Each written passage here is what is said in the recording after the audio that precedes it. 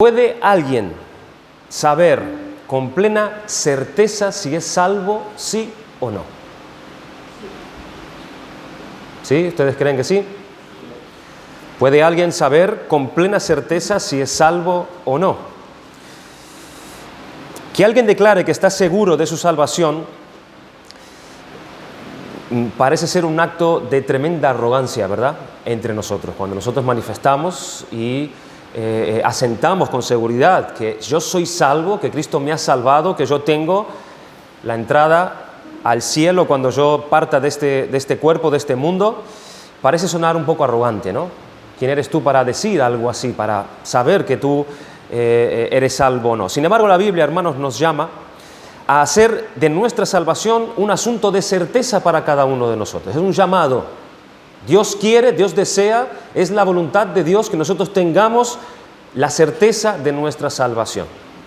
Así que eso es algo que nos compete también a nosotros, un asunto nuestro. Pedro nos ordena, por lo cual, hermanos, tanto más procurad hacer firme vuestra vocación y elección. Procurad, aquí hay un mandamiento directo de parte de Dios, de los cuales nosotros tenemos que hacer firme esa elección de Dios, esa vocación en la cual nosotros hemos sido llamados. Nosotros estamos llamados a procurar hacer firme eso. No delante de Dios, porque Dios lo sabe todo, sino delante de nosotros mismos. Nosotros tenemos que tener esa certeza de nuestra salvación. Es como si Pedro estuviese diciendo, hagan todo el esfuerzo posible para esto. Pedro quiere que los lectores se den cuenta de que Dios los llama durante el tiempo de su vida, pero que ellos deben esforzarse diligentemente en la tarea de asegurarse y de apropiar el llamamiento y elección. Ese es el paralelo que encontramos también en el pasaje de Filipenses capítulo 2, versículo del 12 al 13, que dice, por tanto, amados míos, como siempre habéis obedecido, no como en mi presencia solamente, sino mucho más ahora en mi ausencia, ocupaos en vuestra salvación con temor y temblor, porque Dios es el que en vosotros produce así el querer como el hacer por su buena voluntad. Ocupaos. Es el llamado. Pedro enfatiza la responsabilidad del hombre con respecto a su salvación. Y esto es algo, hermanos, interesante.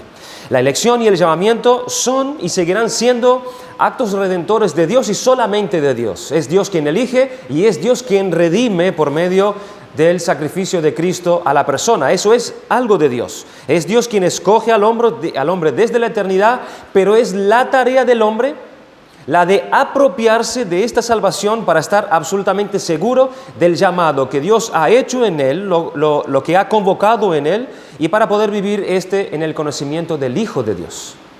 Es algo que nos compete a nosotros. Así que es nuestro deber buscar con diligencia la certeza de nuestra salvación. No es que nosotros la debemos buscar, hermanos, con una vana curiosidad para saber cuál es el estado de nuestra alma y ya está. Simplemente para que tengamos una certeza en sí mismo, no, sino para mejorar nuestro crecimiento y para mejorar nuestra santificación. Ese es el propósito. No para que simplemente lo podamos llegar a decir de una manera arrogante, sí, yo soy salvo y ya está, sino que esa certeza tiene que traer en nosotros una preocupación y un esforzarnos en nuestra santificación. Los cristianos que permanecen inseguros sobre su estado de salvación están sujetos a todo tipo de preguntas que paralizan su caminar con Cristo. Ellos están inseguros y por ende ellos no crecen, por ende ellos no buscan, porque hay dudas en ellos y están como paralizados y su camino de santidad no viene a crecimiento. Tropiezan con las dudas y son vulnerables a los ataques de Satanás. Es por eso que nosotros debemos buscar la certeza de nuestra salvación, con miras a nuestra santificación. Hay 4 posiciones posibles, hermanos, con respecto a la certeza de la salvación. 4 posiciones posibles. La primera posición es que hay personas que no son salvas. Presten atención a estas 4 posiciones. La primera es que hay personas que no son salvas y que saben que no lo son. Ellas no son salvas y están absolutamente conscientes y tienen la certeza de que no lo son. Estas personas saben de la enemistad hacia Dios y ellos tienen su corazón en ese estado y no quieren tener nada que ver con Cristo y lo dicen abiertamente. Ellos no son salvos y saben que no son salvos. Son audaces en proclamar que no tienen necesidad de Cristo. Y estas personas son por lo general públicamente hostiles al Evangelio. Es el primer grupo. Personas que no son salvas y que saben que no son salvas y declaran abiertamente que no lo son y no quieren tener nada que ver con Cristo y el Evangelio. La segunda posición es que hay personas que son salvas, pero que no saben que son salvas. Ojo, no quiero decir que la persona que es salva, ella nunca tiene una certificación de parte de Dios que ella es salva. Yo no encuentro eso en la Biblia. La Biblia no testifica que una persona que sea salva no sabe por completo que no lo sea. Eso no es así. ¿Sí? Sino que estas personas están en realidad en un estado de gracia, pero no tienen la seguridad de la salvación. Es como que van y vienen y caen en estados en donde ellos pierden quizás por un tiempo la seguridad de su salvación. Es posible que estén luchando con el pecado en sus vidas y que duden por un tiempo de su propia salvación porque les remuerde la conciencia. Y allí está esa duda, el Estado haciendo su obra en ellos y trayendo en ellos un sentido, no digo continuo, pero en muchas situaciones de su vida de culpabilidad. Y entonces pierden esa seguridad, pierden la certeza de su salvación. En este grupo están quienes todavía no tienen la certeza de que están entre los escogidos. Allí están ellos en esa posición. La tercera posición es que hay personas que son salvas y saben que son salvas. Son salvas y saben que son salvas. Este es el grupo constituido por los que tienen la certeza de su elección y de su llamado de parte de Dios. Tienen un entendimiento claro y cierto de qué es lo que la salvación requiere y han llenado los requisitos dados por Dios para poder recibir esa salvación. Ellos han creído en el testimonio del Espíritu Santo cuando Él les dio testimonio a sus espíritus de que ellos eran hijos de Dios, como se nos dice en Romanos capítulo 8, versículo 16. El tercer grupo son personas que son salvas y saben que son salvas, tienen la certeza de su salvación. Y el cuarto grupo, la cuarta posición, es que hay personas que no son salvas, pero que se creen que son salvas. No tienen la salvación, pero creen que la tienen. Estas personas tienen la certeza de la salvación, pero no la tienen en sí mismos. Su certeza es una falsa certeza. Es una falsa certeza. ¿Cómo es posible tener una certeza falsa de la salvación?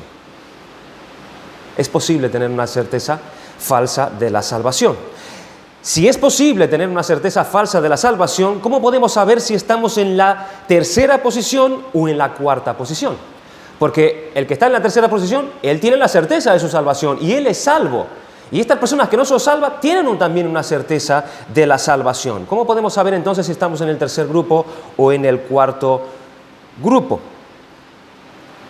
Para responder a esta pregunta, debemos analizar con más detalle a este cuarto grupo y preguntarnos cómo es posible tener un falso sentido de certeza de nuestra salvación. La manera más fácil de tener una falsa certeza de la salvación es tener una falsa doctrina acerca de la salvación. Esa es la manera más fácil de saber. Una persona que no tiene realmente el conocimiento real que las Escrituras dan acerca de la salvación. Por ejemplo, si una persona sostiene un punto de vista universalista sobre la salvación, ella puede seguir el siguiente razonamiento. Todas las personas son salvas. Todas las personas son salvas. Es un sentido de salvación universal. Todas las personas son salvas. Por ende, yo soy una persona. Y como yo soy una persona, si todas las personas van a ser salvas, yo soy salvo. ¿Ven la mala comprensión? Como esta doctrina está en el error, su certeza no tiene ninguna base firme en sí mismo en su salvación. Otra manera en que las personas pueden tener una falsa certeza de su salvación es creer que pueden alcanzar el cielo si ellos viven una vida de bien aquí en la tierra. Quienes piensan que están viviendo una vida suficientemente buena para satisfacer las demandas, las altas demandas de un Dios santo, se engañan a sí mismos pensando que son salvas por medio de lograr esas cosas. Pero ¿qué sucede si una persona tiene una doctrina cierta de la salvación? ¿Acaso todavía es posible que tenga una certeza falsa? Estamos hablando de personas que tienen una certeza de la salvación, pero tienen una mala doctrina y por ende es una certeza falsa. Pero ¿qué pasa de las personas que tienen una doctrina correcta, pero al mismo momento tienen una certeza falsa? ¿Acaso todavía es posible que tengan una certeza falsa teniendo una doctrina correcta? Debemos responder que sí. Sí. Una persona puede creer que tiene la fe salvífica cuando en realidad no la tiene, aún teniendo la doctrina correcta en su iglesia. ¿Cuál es la base entonces que nos dan las Escrituras para que sepamos que realmente hemos pasado de muerte a vida, como nos dice Juan en su primera carta? ¿Cuáles son las bases que nos certifican esta certeza? Pues esto es precisamente, hermano, lo que vamos a estar estudiando en esta mañana, en este capítulo 18 de nuestra Confesión de Fe, de Londres de 1689, que trata sobre la conciencia que propiamente el creyente puede tener acerca de la seguridad de su salvación.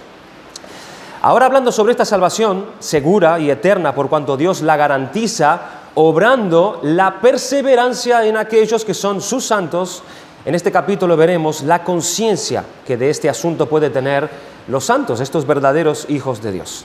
Y el tema está dividido en los siguientes párrafos. En el párrafo número 1 se nos habla acerca de la seguridad de la salvación que es posible. En el párrafo 2 estaremos hablando acerca de la base de esta seguridad de la salvación. En tercer lugar, la obtención de esa seguridad de la salvación. ¿Cómo obtenemos esa seguridad? Y en el cuarto párrafo hablaremos acerca de la posibilidad de perder la seguridad de la salvación. Vamos a pedirle al Señor que nos ayude a la hora de entrar a considerar ahora en su palabra estas cosas. Señor y Padre nuestro, queremos darte gracias porque una vez más podemos estar reunidos en torno a ti, en torno a tu palabra, para poder aprender acerca, Señor, de la vida cristiana. Queremos suplicarte, Señor, que tú, por medio de tu Espíritu Santo, en un asunto tan importante que nos concierne a todos nosotros, tú nos permitas entender con la luz que Él nos da, Señor, estas cosas para nuestra seguridad, para nuestro crecimiento, para nuestra estabilidad, para nuestra santificación también. Te pedimos, oh Padre, que tú seas con nosotros en esta hora y que tú nos ayudes a que podamos realmente entender tu palabra. Danos esa de tu gracia. Te lo suplicamos con gratitud en el nombre de Cristo Jesús. Amén. Amén.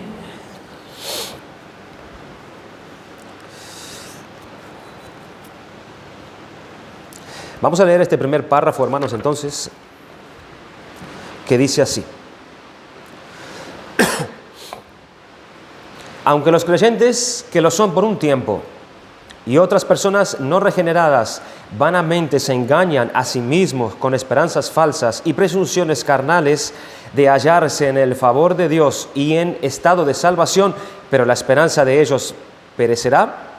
Sin embargo, los que creen verdaderamente en el Señor Jesús y le aman con sinceridad, esforzándose por andar con toda buena conciencia delante de Él, pueden en esta vida estar absolutamente seguros de hallarse en el estado de gracia y pueden regocijarse en la esperanza de la gloria de Dios, y tal esperanza nunca les avergonzará.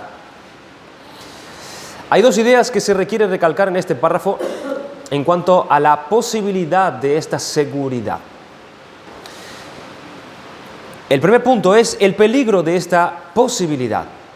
El peligro de esta posibilidad de estar seguros de nuestra salvación. Hay algunos que pueden tener una seguridad en la salvación, pero que ésta sea falsa, como hemos mencionado al principio.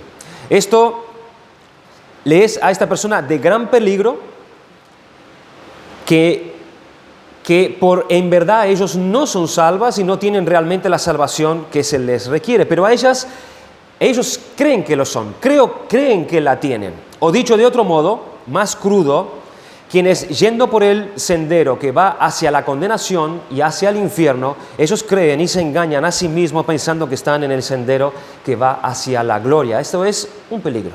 Hay un peligro aquí, hay una posibilidad de entrar en un peligro de una persona que puede llegar a tener la certeza de la salvación. Esto realmente es un peligro real que incluso existía desde el principio de la época del Señor Jesucristo, cuando Él tuvo que decir las siguientes palabras en Mateo capítulo 7, versículo 22 al 23. Muchos me dirán en aquel día, Señor, Señor, ¿no profetizamos en tu nombre y en tu nombre echamos fuera demonios y en tu nombre hicimos muchos milagros? Y entonces les declararé, nunca os conocí, apartaos de mí, hacedores de maldad. Noten en estas palabras de estas personas que presentarán se presentarán en el día del juicio delante de Cristo con una gran seguridad de su salvación. Se presentarán ante el Señor convencidos absolutamente hasta ese momento que eran salvas, que por lo que hicieron, que por la trayectoria que han tenido en sus vidas por medio de las obras que vemos aquí, ellos garantizaban en sí mismos, tenían la certeza en sí mismos que eran salvas. Miren qué peligro. Esta posibilidad no nos debe hacer incrédulos y críticos de cualquier persona que manifestare la seguridad de la salvación, sino nos debe hacer más bien cautos, nos debe hacer a nosotros prudentes y realistas, sabiendo que esta seguridad tiene que ir acompañada de la perseverancia considerada en el capítulo anterior que nosotros hemos considerado acerca de la perseverancia de los santos. Aquellos que perseveran en aquellas cosas que han recibido con la salvación.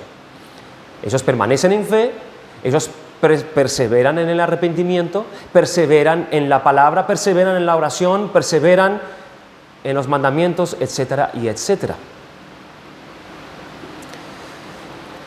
El segundo punto es la realidad de esa posibilidad. Sin embargo, todos los que son realmente cristianos, ellos tienen la posibilidad de adquirir y de obtener esa seguridad.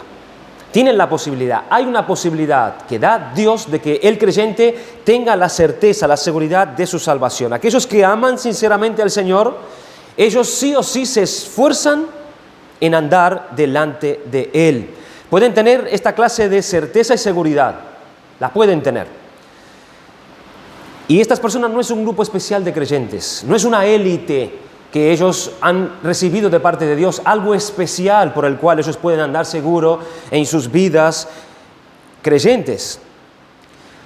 O que ocupen ciertos puestos de altos cargos en iglesias, o que tengan un puesto de autoridad, o tengan ciertas labores específicas diferentes a los demás, sino todo verdadero cristiano puede tener la posibilidad de tener esta seguridad de su salvación. Eso implica, por un lado, estar absolutamente seguro que pertenecen a Dios, que están bajo la gracia y están bajo el favor de Dios y han sido rescatados por Dios para la gloria eterna suya.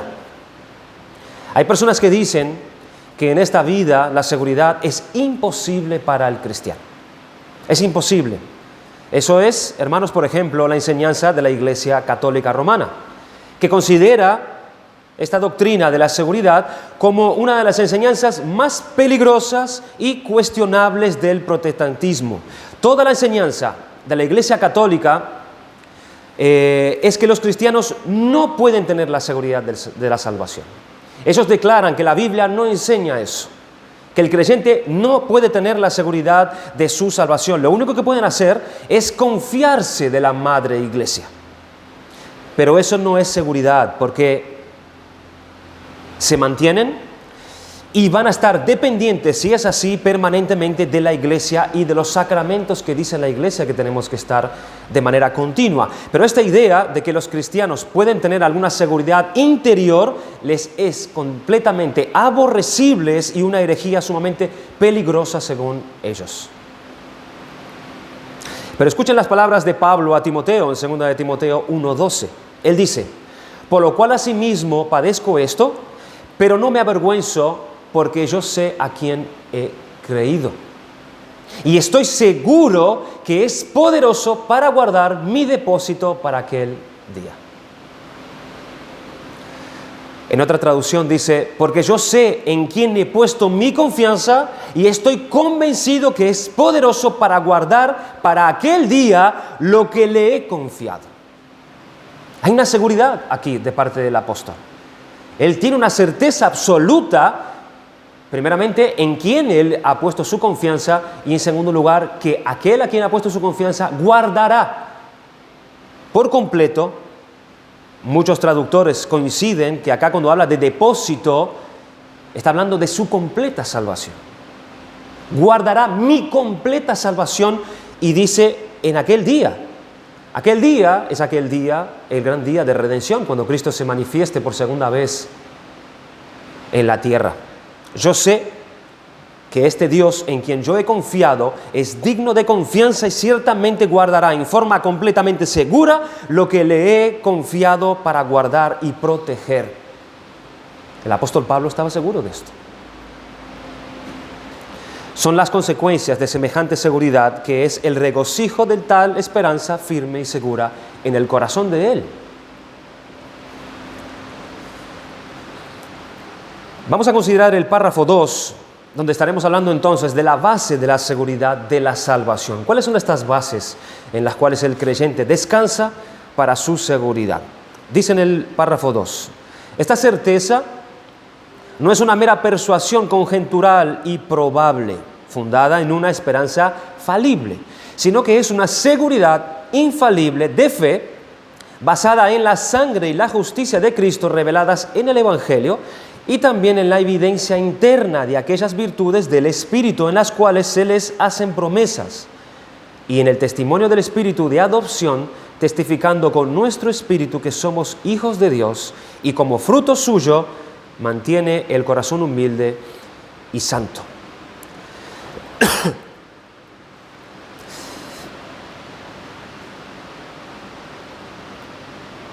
Se nos habla aquí en el segundo punto, y también en la evidencia interna de aquellas virtudes del Espíritu en las cuales se hacen promesas. Vamos a estar considerando algunas de esas virtudes que el Espíritu da a aquel que ha redimido, que son visibles, que son en el andar del creyente, que son algo que testifican juntamente con él que realmente él ha pasado de muerte a vida.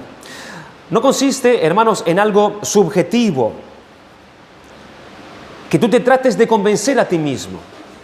No se trata de que tú estás tratando de convencerte a ti mismo que tú eres salvo, que tú tienes esta certeza, que tú te persuadas a ti mismo de que esto es así, de repetirte a ti mismo una y otra vez, y ahí es cuando te vas mentalizando de esa verdad y te las vas grabando ahí dentro de ti hasta que llega un día que tú te convences que realmente es así. No, no es así que funciona. O que te lo dice algún hombre, o que te lo dice alguna autoridad incluso de la iglesia, que eso es verdadero en ti.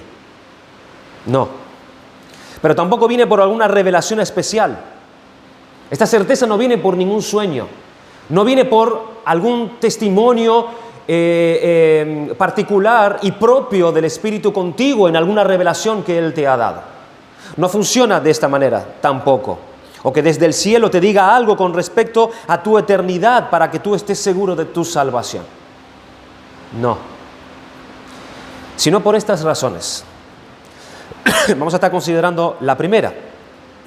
La primera es por la fe en el testimonio que las Escrituras dan acerca de la obra de Cristo para nuestra salvación. Voy a repetir eso. Por la fe, yo tengo la confianza, yo pongo mi fe, he puesto mi fe en el testimonio que las Escrituras dan, que la palabra de Dios nos da acerca de la obra de Cristo para nuestra salvación. Es decir, porque Dios lo ha dicho en las Escrituras. En 1 de Juan, capítulo 5, versículo del 10 al 12, dice así: el que cree en el Hijo de Dios tiene el testimonio en sí mismo.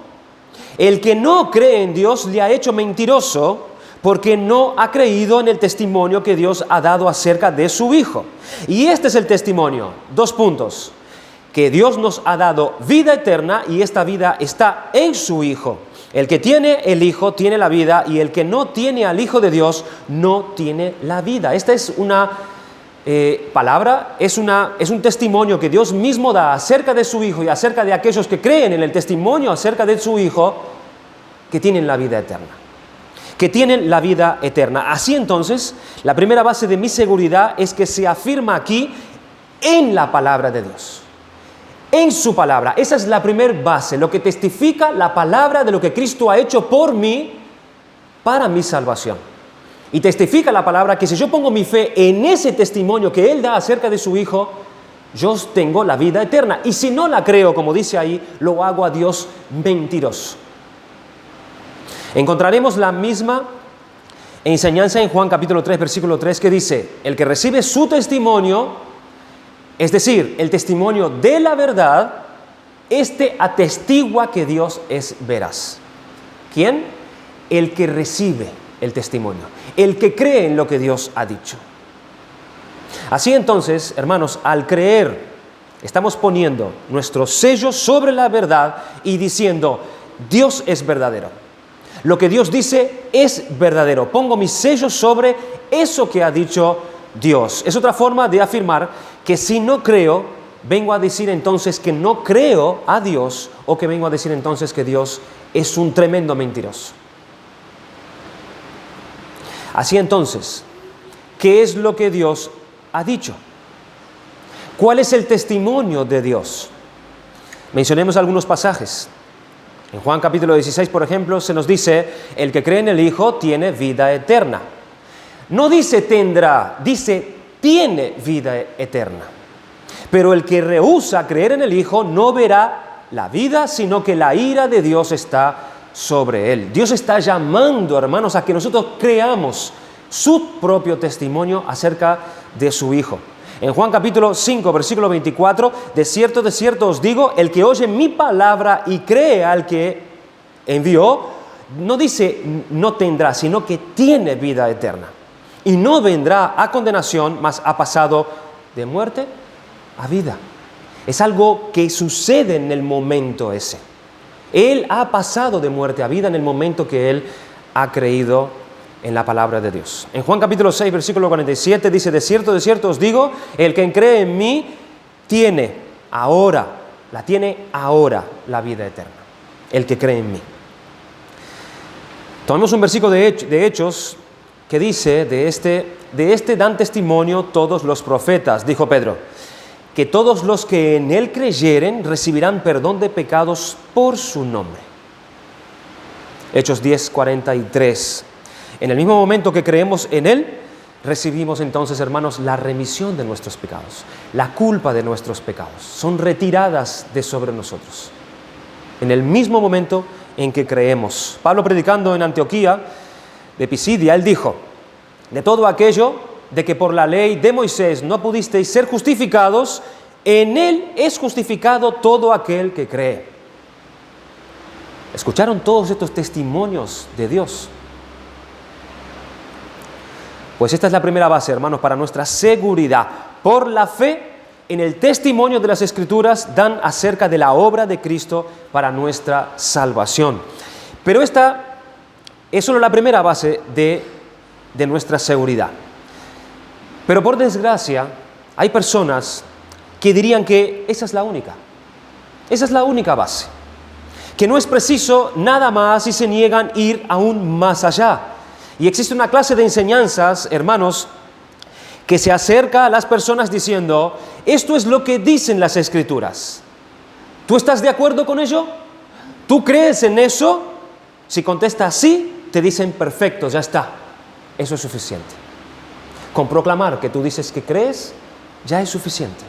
Ya has recibido la salvación y por ende ya puedes tener certeza y seguridad acerca de ellas, porque tú profesaste que crees en las Escrituras en base a este primer punto, esta primera base que hemos puesto. Y estas personas te dejan ahí, pero la Escritura no nos deja ahí. El capítulo 1 de Juan, que nosotros hemos estado citando, no nos deja ahí tampoco. Es un capítulo que habla en su mayoría, hermanos, para que nosotros tengamos seguridad de nuestra salvación, para que nosotros tengamos certeza de que nosotros estamos en el amado. En la iglesia en ese momento había muchas personas que decían tener la salvación, sin embargo, ellos andaban incumpliendo los mandamientos, andaban sin amor para sus hermanos, andaban sin andar siguiendo a Cristo, andaban incumpliendo las normas de los apóstoles y por ende ellos se fueron de la iglesia.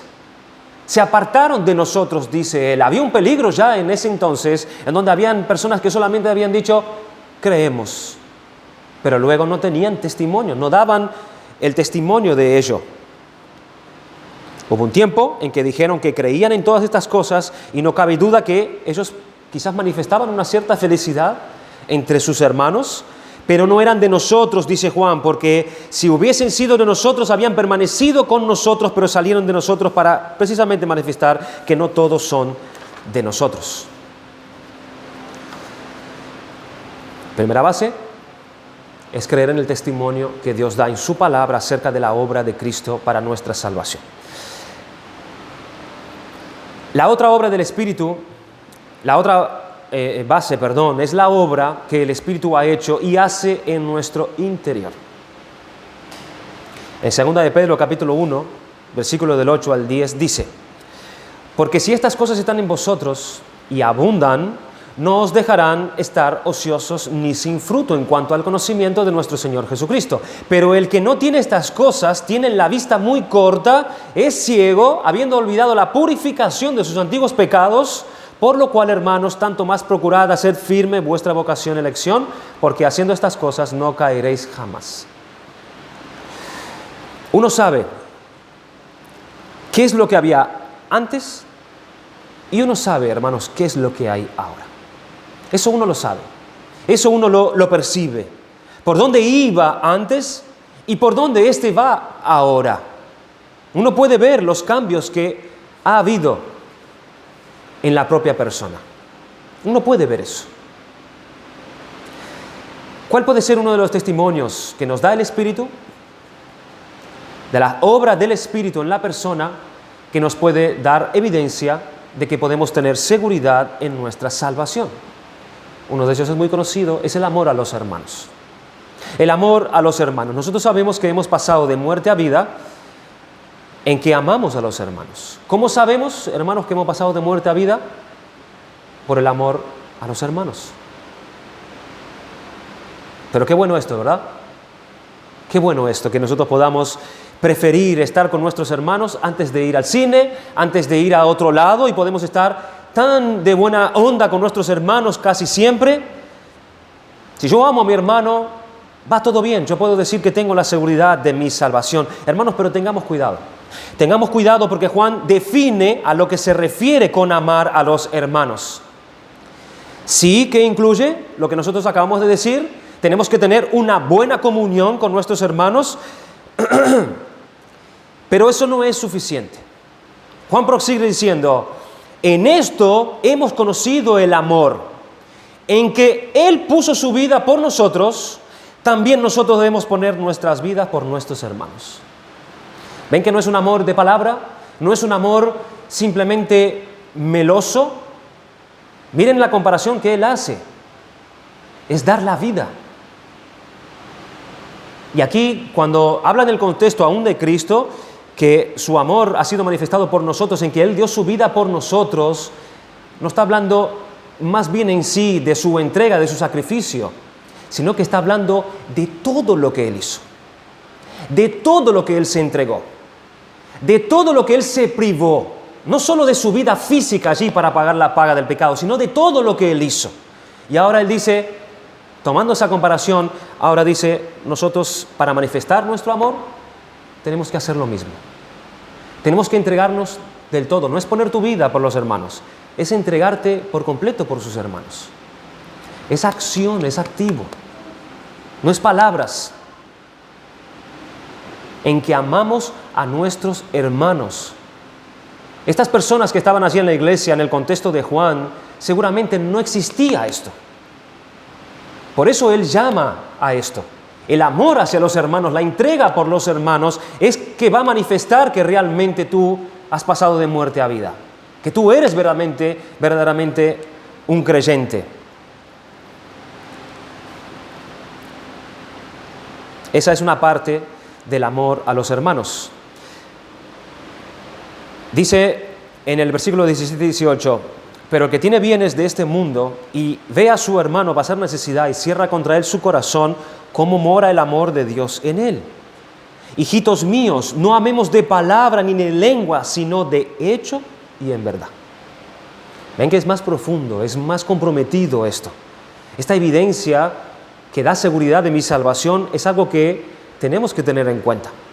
Sí, significa disfrutar de la compañía de nuestro hermano, significa disfrutar en la sociedad con los creyentes, pero debe incluir este lado práctico, asimismo si surge la necesidad de nuestros hermanos. El amor siempre es práctico.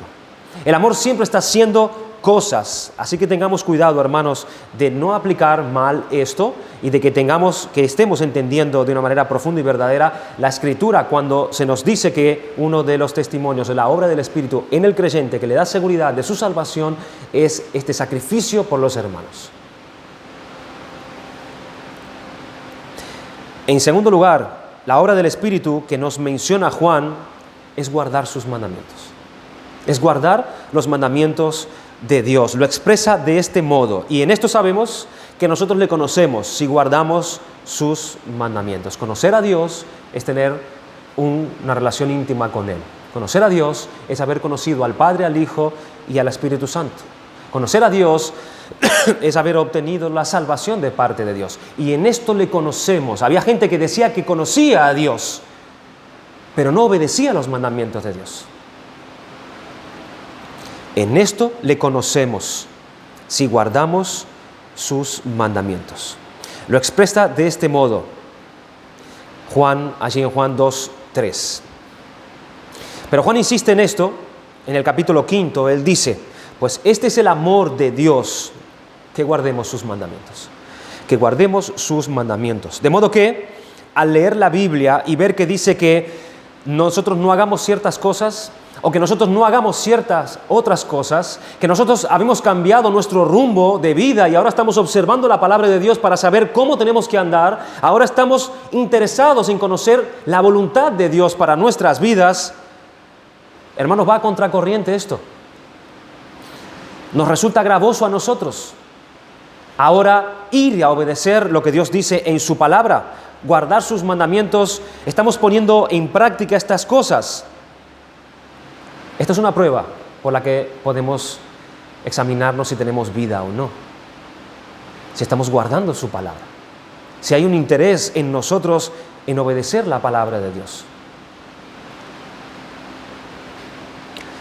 En tercer lugar, desear más del conocimiento que nos da Dios para ser guiados por su Espíritu es una buena evidencia de que tenemos su Espíritu, de que tenemos el Espíritu suyo. Porque todos los que son guiados por el Espíritu de Dios, dice Pablo en Romanos 8:14, estos son hijos de Dios. ¿Quiénes? Los que son guiados por el Espíritu de Dios. O sea que el punto nuestro es que aquel que da testimonio de su salvación, él tiene un deseo de crecer más en el conocimiento que nos da Dios para poder ser más sujetos a la guía del Espíritu Santo. Hay un deseo. No nos da igual. No es mi voluntad, no es mi guía, no es mi propósito. Yo quiero sujetarme, hay un deseo en mí de conocer más la gracia de Dios para sujetarme más a su Espíritu. Entonces, si queremos que el Espíritu nos guíe, si se agotan nuestros recursos propios, si desconfiamos de nuestro entendimiento humano y de toda la filosofía, si decimos, quiero ser iluminado, quiero que el Espíritu me guíe en todos los sentidos, es nuevamente, hermanos, entonces una evidencia de que tenemos el Espíritu. Solo aquellos en los que mora el Espíritu, solo esos quieren ser guiados por Él y someterse a su guía. Solamente estos. ¿Por qué? Porque mora en ellos. Hay un deseo, hermanos, más del conocimiento que nos da Dios para ser guiados por su Espíritu. En cuarto lugar, otra obra del Espíritu en nosotros es que este va revelando cada vez más en nosotros el pecado. Va revelando cada vez más en nuestro caminar nuestros pecados. Esa siempre es la primera obra del Espíritu. ¿Qué es lo que vino el Espíritu a hacer primero que nada, hermanos? Claro, regenerar a la persona, es darle vida a la persona. Pero su obra comienza con convencer de pecado. Viene a traer convicción de tu estado de pecado. Él viene a mostrarte realmente tu verdadera condición. Así que esa obra que el Espíritu continúa haciendo en el creyente es algo que revela, hermanos, nuestra salvación y que nos puede dar seguridad de nuestra salvación. Aquel en quien el Espíritu Santo no está obrando de esta manera, en este sentido, él no puede tener seguridad de su salvación, porque sus pecados no son tratados, porque sus pecados no son señalados por el Espíritu, porque no es confrontada su conciencia en cuanto a su mal obrar delante de Dios. Siempre es la primera obra del Espíritu, arroja luz sobre las cosas escondidas en nuestra oscuridad, los pecados de los que en un principio no somos conscientes. Allí viene el Espíritu y te lo ilumina. Al tornarse más fuerte en nuestro interior, nos vamos volviendo más sensibles al pecado y ahora consideramos como pecado cosas que antes nosotros pasábamos por alto. Esta es una gran evidencia de la obra del Espíritu, hermanos. Asimismo, produce un odio hacia el pecado y un deseo de que nosotros seamos librados cuanto antes de él. ¿Está esta evidencia de la obra del Espíritu en ti? ¿Esta nueva relación con el pecado? El Espíritu está dando testimonio de que somos hijos de Dios. Y lo hace por medio de abrirte los ojos, de quitarte la venda para que tú veas tu oscuridad. ¿Está ese testimonio en ti?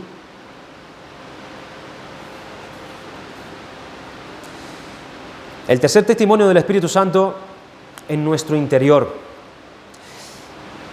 Fíjense que está hablando de un testimonio. El Espíritu da testimonio en nosotros, de que nosotros somos hijos de Dios. ¿Cómo Él da este testimonio? ¿De qué manera Él testifica en nosotros que somos hijos de Dios? ¿Qué lo hace? ¿Por medio de una voz? ¿Es una voz que escuchamos nosotros? No, habla de un testimonio. Pues no habéis recibido el espíritu de esclavitud para estar otra vez en temor, sino que habéis recibido el espíritu de adopción, por el cual clamamos, Abba, Padre. El Espíritu mismo da testimonio a nuestro espíritu de que nosotros somos hijos de Dios. ¿Y cómo lo hace? ¿Cómo lo hace? El Espíritu Santo, hermanos, es quien se encarga en dirigir la palabra que leemos y la palabra que nosotros escuchamos dentro de nosotros. Él se encarga de tomar la palabra y aplicar la palabra en el creyente, haciéndonos conscientes de que eso va dirigidos para nosotros de una manera especial y personal. Él está dando testimonio de la palabra de Dios en ti y en mí, y Él va afirmando en nuestros corazones esas verdades precisamente. En Juan capítulo 14, versículo 26 dice, mas el Consolador, el Espíritu Santo, a quien el Padre enviará en mi nombre, Él os enseñará, está diciendo, Él dará testimonio de todas las cosas y os recordará todo lo que yo os he dicho. El Espíritu Santo viene a tomar la palabra de Dios y darnos testimonio obrando en nosotros, escuchando la palabra, leyendo la palabra y estudiando la palabra. Ese es el testimonio que da. En Juan 15, 26 también se nos dice, pero cuando venga el Consolador, a quien yo os enviaré del Padre, el Espíritu de verdad, del cual procede del Padre, Él dará testimonio acerca de mí. El Espíritu Santo nos da testimonio acerca de que somos hijos de Dios, hermanos, tomando su palabra y obrando en nosotros.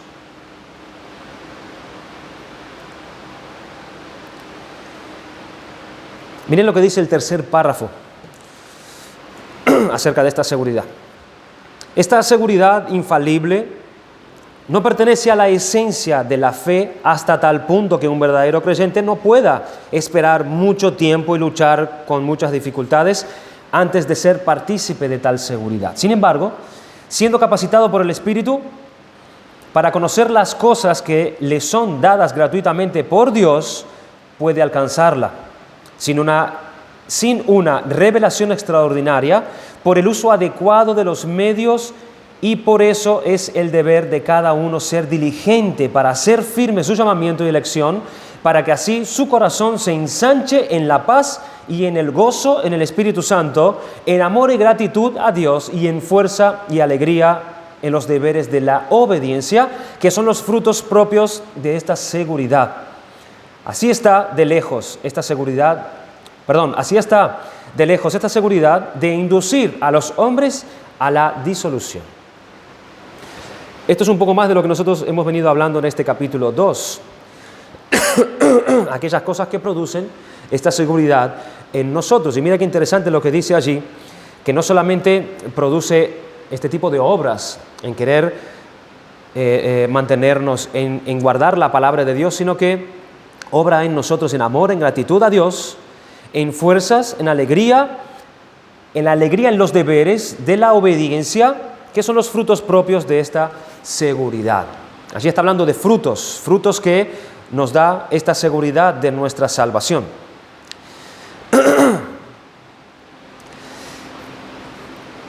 Puede haber dificultades para que nosotros podamos obtener la seguridad de la salvación.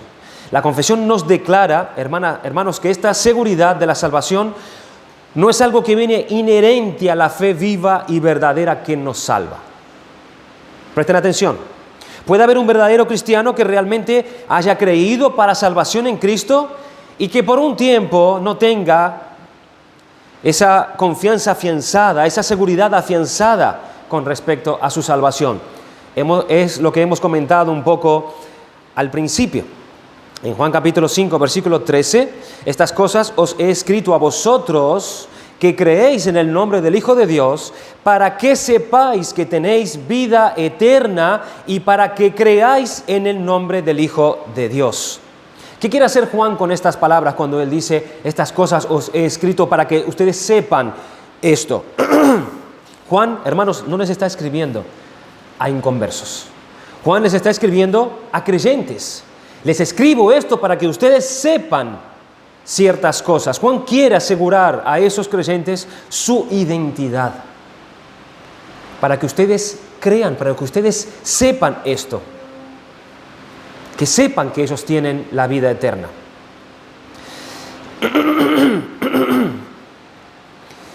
El creyente puede caer en un tiempo en donde él puede perder esa seguridad y puede andar en cierta ocasión en aquel estado en que hemos mencionado el domingo pasado acerca de la falta de perseverancia, porque él ha abandonado los medios de gracia, porque él está abandonando la oración, está abandonando el estudio, está abandonando la palabra, está abandonando la comunión entre los santos y por ende él empieza a recibir sobre sí el desagrado de Dios en cuanto a su vida y él empieza a andar mal. Y no cabe duda que una de las cosas que él va a perder es su seguridad acerca de su salvación.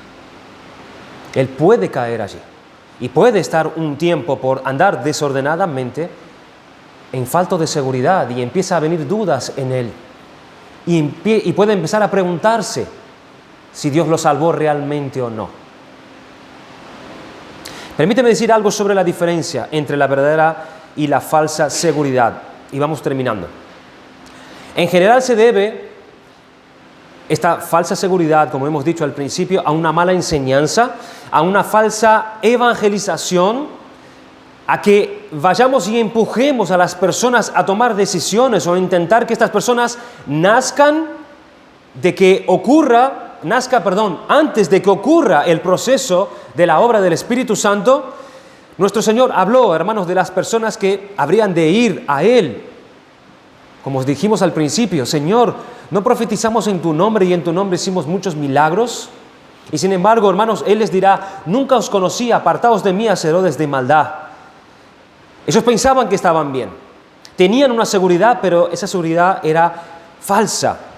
Las tres parábolas de Mateo capítulo 25 están enseñando exactamente lo mismo. Cristo quiere enseñar exactamente lo mismo. Las vírgenes necias que pensaban que eran salvas y cuando llegó el momento de la boda, ellas se quedaron fuera. El hombre que escondió su talento, ¿qué pasó cuando vino su Señor? Él pensaba que estaba todo bien, pero cuando vino el Señor les dijo esas terribles palabras hacia él. Pensaba que le había agradado por un cierto tiempo, pero él dijo, ¿no hiciste esto? En aquella parábola, cuando el Señor les está recriminando que ellos no hicieron tales cosas o no hicieron ciertas otras cosas con sus hermanos y por tanto no me las hicisteis a mí, dice el Señor.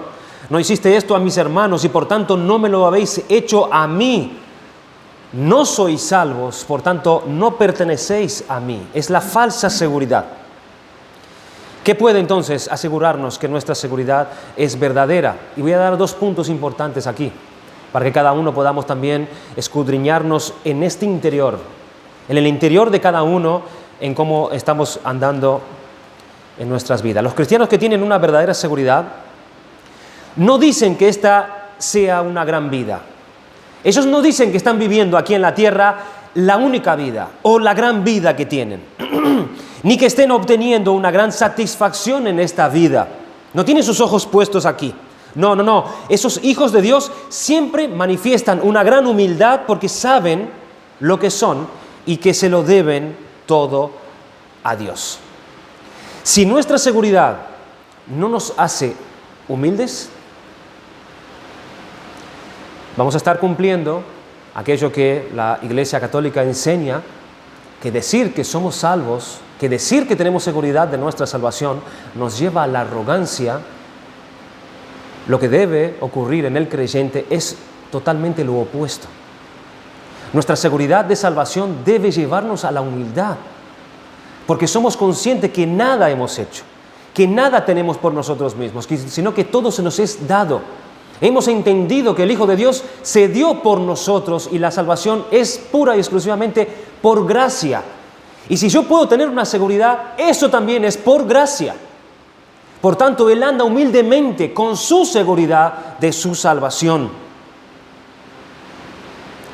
Si nuestra seguridad no nos hace humildes, tenemos que exhortarnos y examinarnos, hermanos, entonces las bases que hemos considerado al principio. Volvamos a las Escrituras.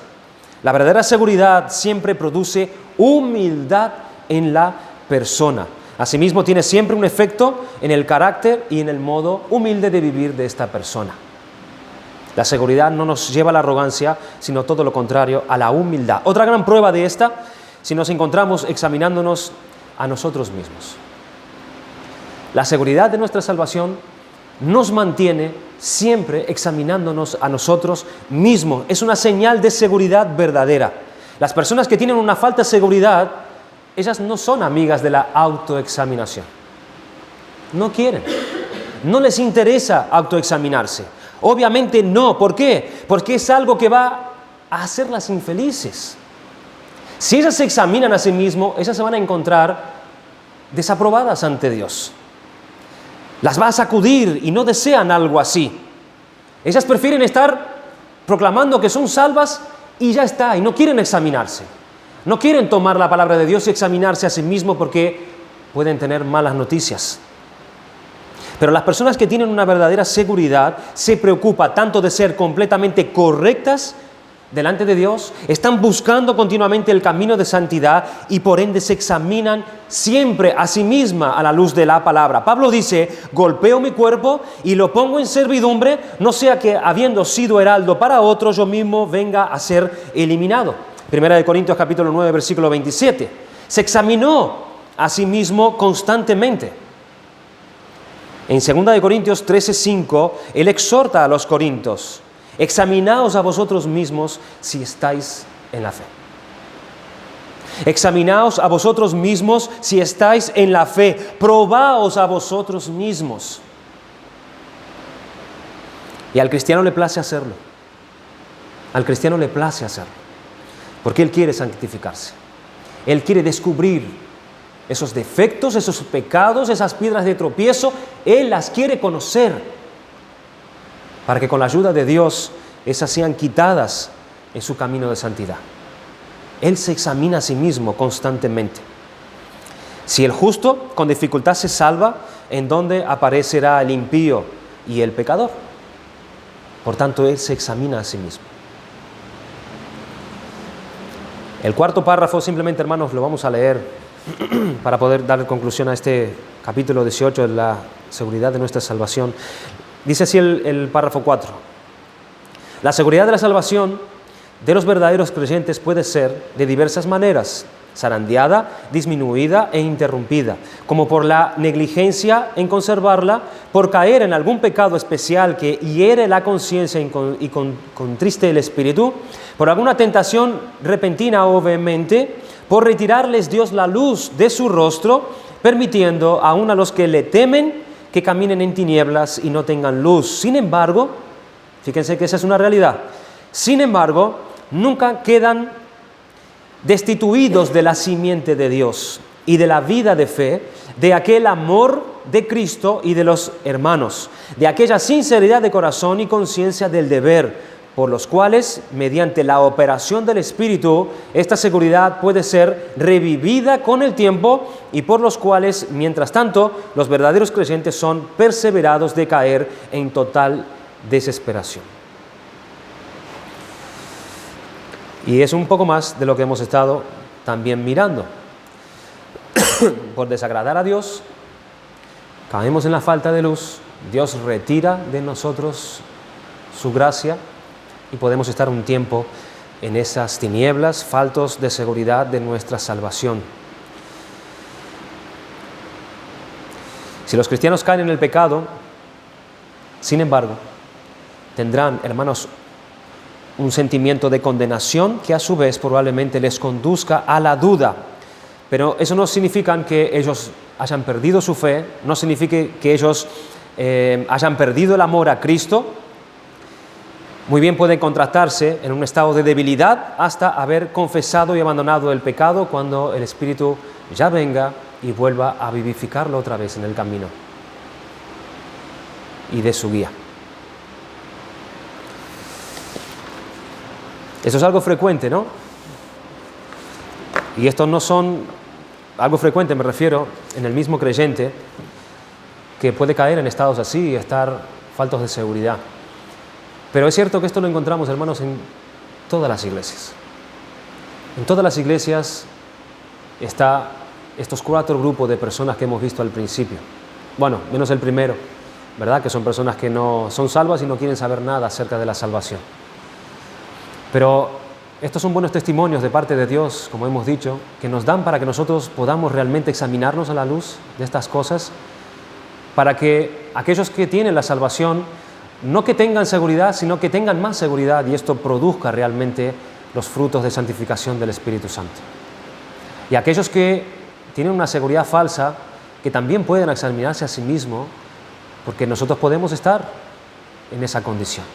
Y podemos estar creyendo que estamos andando bien, pero no es así.